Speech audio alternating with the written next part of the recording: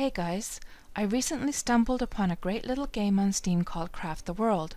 I spotted it in a video about the best games for building your own kingdom, and out of all the games they showed, Craft the World really stuck out for me. As soon as I saw it, I knew I have to try it out. It was only €19 on Steam and had very positive ratings, so I took the plunge and gave it a try. This was a couple of weeks ago, and if I'm entirely honest, I have to admit that every single moment of my free time has gone into playing this darn thing. I've been totally addicted and obsessed. The other day I finally completed the single-player campaign and just enjoyed the ride so much that I wanted to make a little video and share the love. Gosh, I really would love to make a game like this myself someday. For anyone who starts playing this, I would warmly recommend not reading up on it too much beforehand. Instead, play the game and learn by trial and error. I really think that it's one of the main enjoyments is first being a bit clumsy, having your dwarfs die on you, making mistakes, but then discovering more efficient and better ways to do things. At least for me, that's what kept me addicted, moving on to the next level, eager to harness all the learnings of my previous mistakes. It's for this reason that I'm not going to do any tutorials or guides on this game, as I think that would completely ruin the fun for new players. The one exception to this is a tutorial on sheep farming, which I'll do later, as I really got stuck trying to figure it out myself. In this video, I invite you to join me as I fire up a new campaign and play the first moments of a freshly born dwarven clan. Along the way, I'll share a few little tips here and there that I felt were not so obvious when I first started out, and which I actually wish I would have known from the start. Alrighty, so let's dive into a new campaign.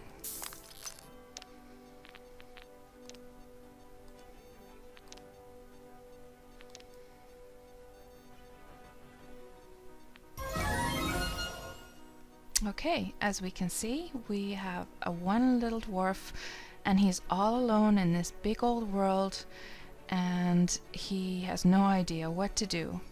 So basically this game is a side-scrolling, tile-based 2D game, and the whole idea is to survive, craft, build, fight, and in general explore. So places to explore is basically all of this black area you see here in the mini-map. That's all unexplored areas, and within that area is obviously ore and treasure and monsters and all sorts of goodies waiting there to be discovered.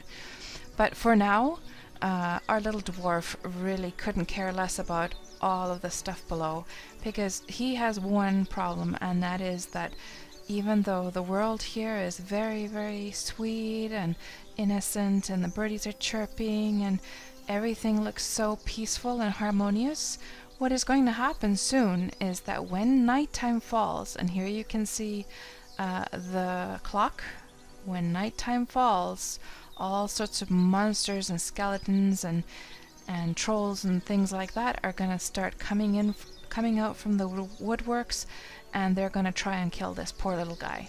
So he needs to survive somehow, and how can he do that? Well, right now he doesn't have any armor, he doesn't have any weapons, he has no shelter, he has no food, no water, nothing. So we need to help him. We play God, and we give him commands, and we help him survive by telling him what to do. So first thing is first, we're going to have to get him equipped with at least some simple weapon and some tools. So if we have a look at the equip window, we can see what he has, and right near here we can see that his armor is absolutely 0, and his attack stats is only 10. So he doesn't do very much damage, and he was doing this with a very simple stone knife. It doesn't do much damage.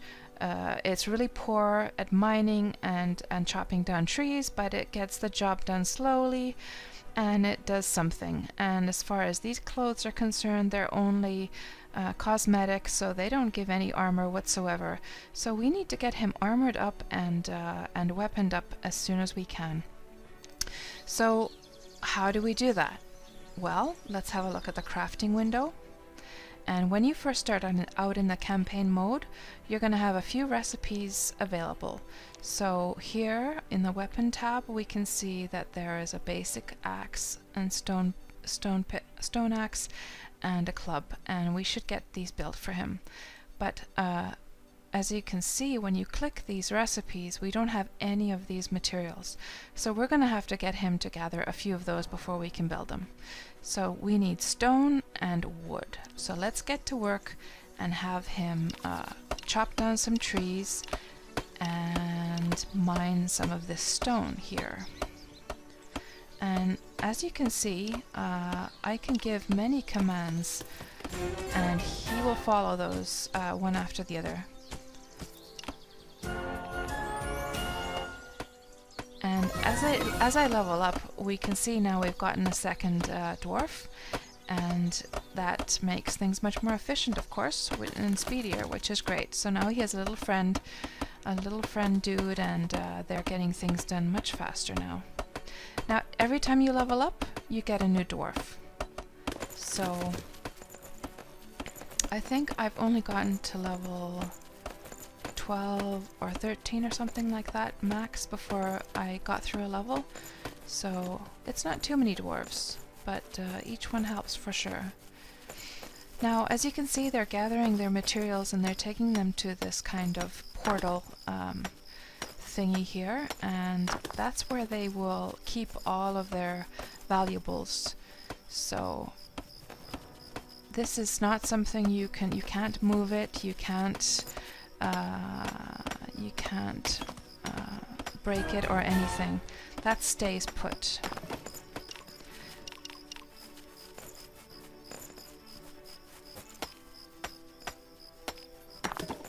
Now, the game is running at a very fast pace right now, and that is because, for the purpose of this video, so the normal pace would be this slow, and this is a very comfortable pace to start out with. So you might be wondering, well, how can I change the speed of the game? So this is something I didn't know when I first started out. Uh-oh, there's a skeleton on the way. Let me just quickly see if I can get those clubs crafted. Let's quickly make those. We have a lot of wood already. So let's make 2 clubs, and I'm going to go straight to the equip window and equip them with those clubs so that they have some chance against that skeleton. Yeah, so what I was saying is that when I first started out in the game, I had no idea about the different speeds, but F1 slow, F2 medium, and F3 is super fast, and using those will really make life easier. So yeah, I'm gonna put it back into fast mode, just to keep this short and snappy, this video. So let's see, they were able to get some clubs, so let's make these tools as well. We need some stone and we need some wood. And let's just build 1 and 2. Here we can see the amount of dwarves, 2.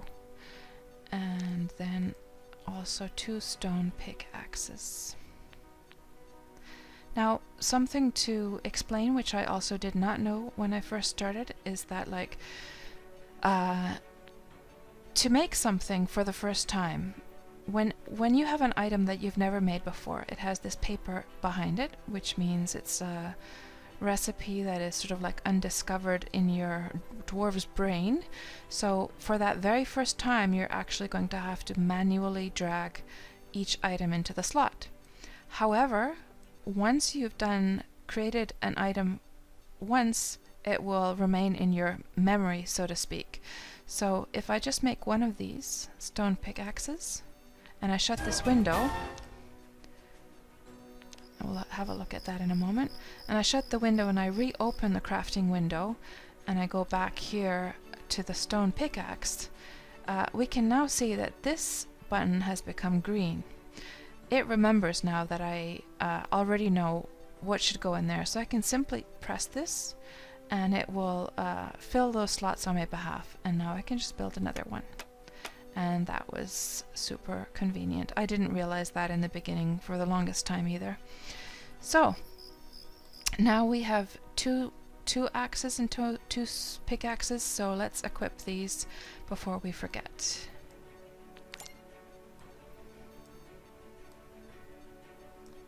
Good. And let's see, is there anything else we can do at this point? Not really. But something we do need to put to our palette here, or our panel, is this portal spell. So this portal spell will allow us to teleport in the map from place to place really quickly. You're going to be using this a lot in the game, so might as well equip that right away into your panel. Okay, we have a big ogre on the way, or whatever that guy is, troll ogre, and he was much tougher, as we can see. So we can see now, if I just slow the game down, we can see that these little guys, their health went down a little bit. That guy is fine. Oh, we got the third guy now, which is great. So now we have 3 dwarves. But this one guy, he has lost a little bit of health. So how do we get him healed up? Well, there are 2 ways, basically. First, we can make a shelter, and we can put a bed for him to sleep in and ask him to sleep, and he will regenerate his health. The second way is to use a healing potion. Now, when you first start out in the game, you don't have any potions whatsoever, and it actually, if we look at the tech tree, it's going to take a while until we get all the way to the healing potions, which is way over here. Health elixir. So, our only option really is just to make a shelter, make a couple of beds, and put the little guys to sleep if they get hurt. Now, something to mention though is that, like, there is also, each level has a shop that exists in it, and as you play the game, you will be collecting these kinds of coins from fights, from digging, from exploring, from all kinds of things. You will gradually collect these, and you can spend them here in the shop market.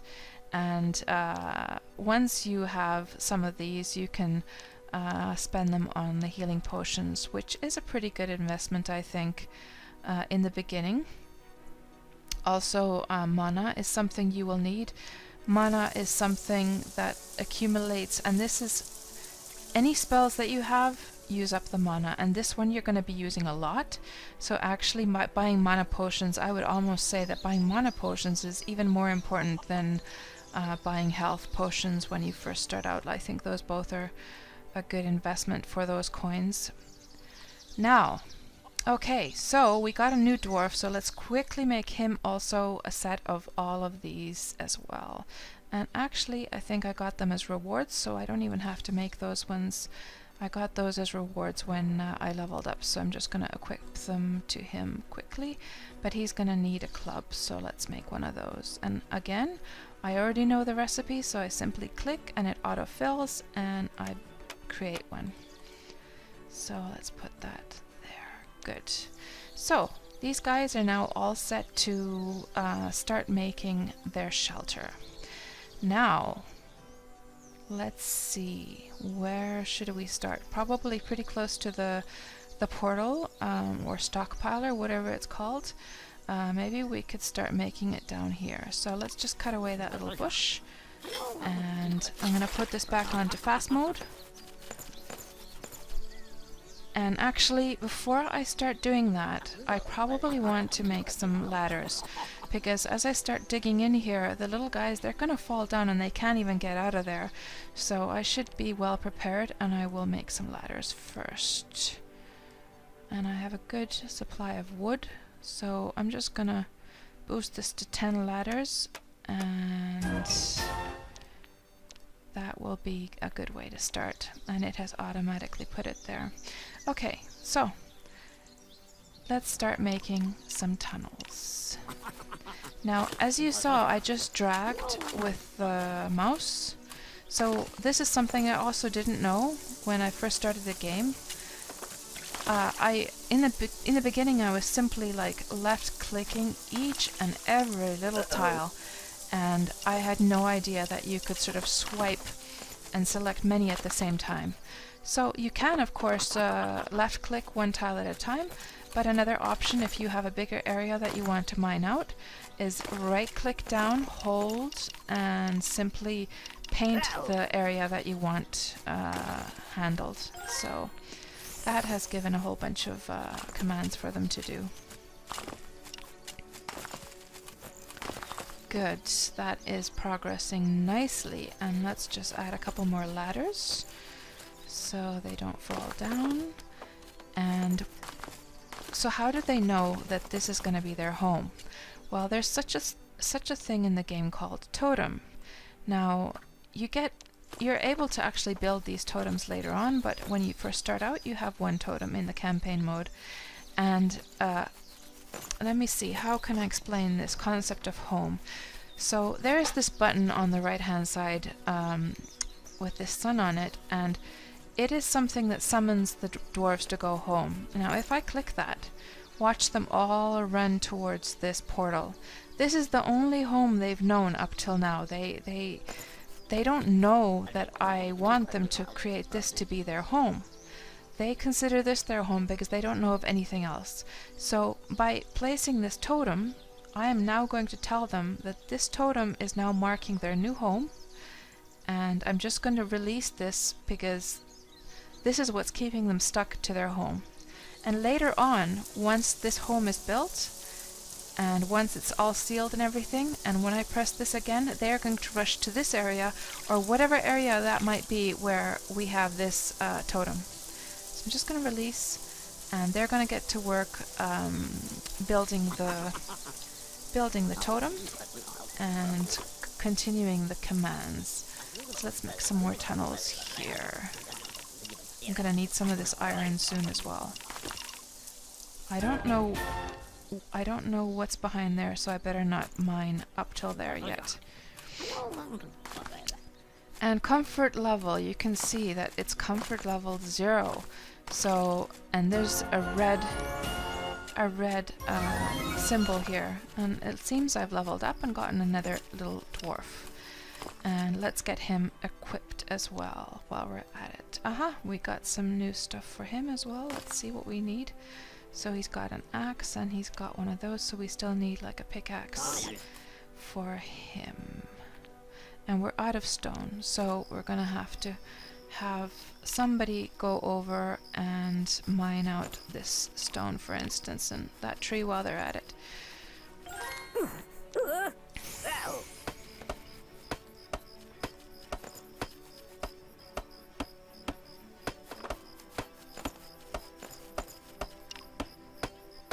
Yeah, so I was explaining about the comfort. So if I press this now, I'll allow the dwarves to leave the shelter. So if I press this, you see how the little guys, they all gather around the totem. So they know that this is now their new home. I'm just going to release this again. And this is really handy to have them summoned home when you're in a situation where, for instance, there's a tornado in the world and you need to summon them quickly into their shelter so the tornado doesn't kill them, or for other reasons. But the totem does not look too happy right now. It looks pretty grouchy. The comfort level is 0, and the reason for that is because I need to have, it is indicating here that I'm missing some sort of door or hatchet. So let's see if we can build a little hatchet for that top. Wooden hatch, or hatch, not hatchet. And let us make this. And there are some bad hombres.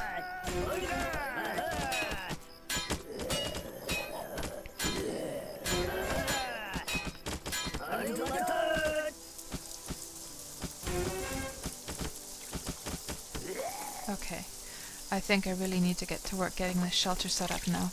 So now that the hatch has been added, you will see how that red went away? That means that the shelter is now valid. And when I now mouse over this guy, he's telling me that the comfort level is 5. So what you want to get, of course, is comfort level 100%, which keeps the dwarves super happy, super efficient, and they don't have to do much to stay healthy. And what I mean by that is that, like, now that these little guys lost some health as they were fighting, so he's lost some health, this one even more, this one has lost a whole like heart from there, so he really needs to get to sleep at this point. So the higher that your comfort level is, the faster they will regain health when they are healing up in their beds. Now, they have a home, but it is pretty depressing. There are no beds whatsoever, so let's make some beds for them so that they can heal up. And this is one of the first things that you're going to want to do in the game. Now, another thing that I did not know when I first started the game was that you can search for the items, so by simply clicking the slots. So what I mean by that is that now when we first start out, we can see that there are not that many items, so it's pretty easy to find the ingredients needed for different recipes. However, as you progress in the game, there's going to be pages and pages and pages full of stuff here, and trying to find items is going to be kind of tedious. So you might as well learn from the beginning the easiest way to find these items. So in the case of this bed that I want to build, I can simply click on the item, and then it will fast forward me to the correct tab where this item can be found. And I didn't know that at all in the beginning. So that's pretty handy. And we have 4 dwarves, so we need 4 beds. Okay, and we're out of leaves. Now this would provide some leaves, so let's actually build or dig here and collect those leaves. And we're gonna have to, you see how there is this kind of like hole? We're gonna have to terraform and add some dirt there so that they don't fall down. So as they start to make this hole, I am going to build some more dirt. And that poor guy, he fell down and hurt himself a bit. So, and now he's stuck. Well, not for long, as these guys come and open up. There we go. And let's just put that dirt there. And gather some leaves. And this can be also harvested for leaves. These Venus flytraps, but they're not dangerous as one might assume. I think they do a little damage when you try and kill one, but it's not too bad. Okay, so I think we have enough material to make a few more beds. So 1, 2, okay, we need one more bed after this, but let's put these ones down for now. So we have 3 beds, and let's just put those down. Where else can we find some leaves? Let's see. Is there anything down here? Oh, here's a whole bunch of leaves.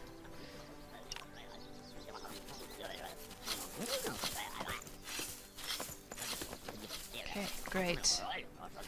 And I actually have to wait for them to deliver them to this pile before the inventory will see that I have gotten them, so it should have seen by now, and it has, so we can make one more bed.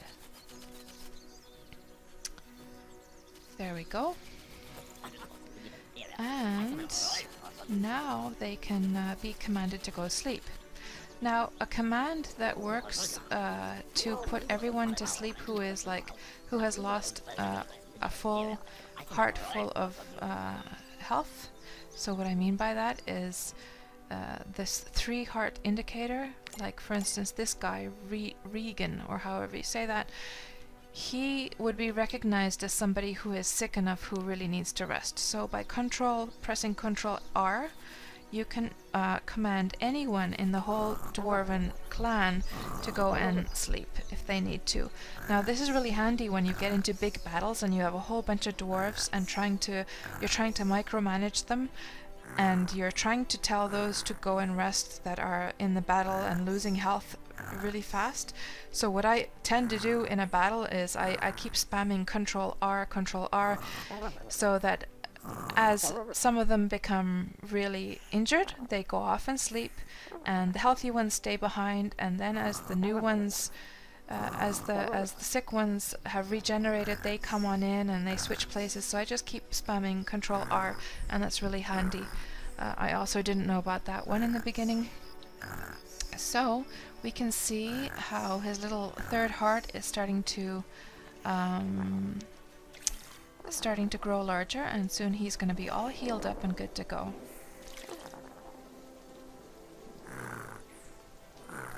Good.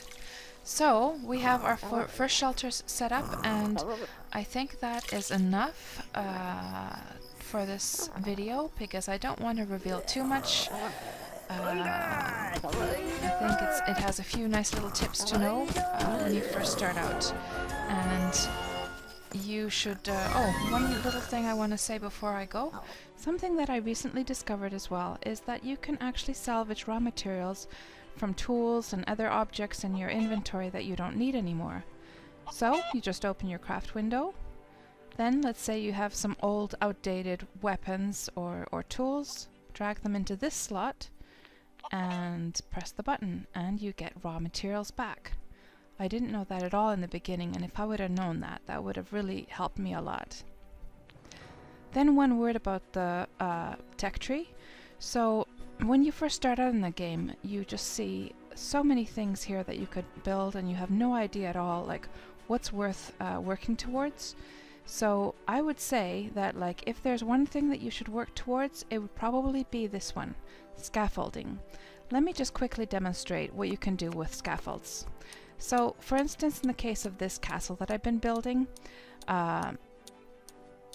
let's say there's something you have to get that's up in the air, and you really need to get up high, but of course your little dwarves cannot reach up so high. So you just drop these wooden scaffolds, and then they can come up, and we'll just see a dwarf. Let me put it to high speed, and he'll just climb up there and remove the piece. So this really helps when you need to get to far, like really high up places, and it's always worth having a whole bunch of these. So yeah, if there's anything you should work towards in the technology tree, I would say it would be that is the first thing to go for. And once you play the game, you'll see what I mean. But yeah, I'm not going to go any farther than that. I think this gives a little bit of an idea of what this game is about, and the possibilities for building. You should have a look at like other Craft the World videos, and you're going to see just some of the most amazing houses that you can build from the different tiles in the game. You can build stone and wooden and all types of really cool buildings, and put lighting and all that kind of stuff, good stuff in them. So and there's all kinds of defensive weapons and cannons and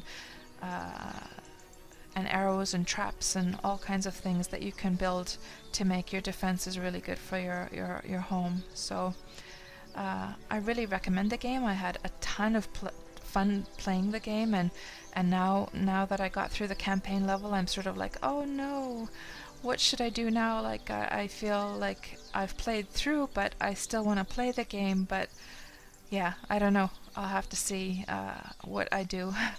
But yeah, I hope this gave a little bit of an overview of how to get started, and I hope you have fun. I will be making one tutorial about how to farm sheep, because that is not the most obvious thing to do in the game, but it's super cute and super useful once you know how. So, thanks for watching, and I hope you enjoy the game if you start playing it.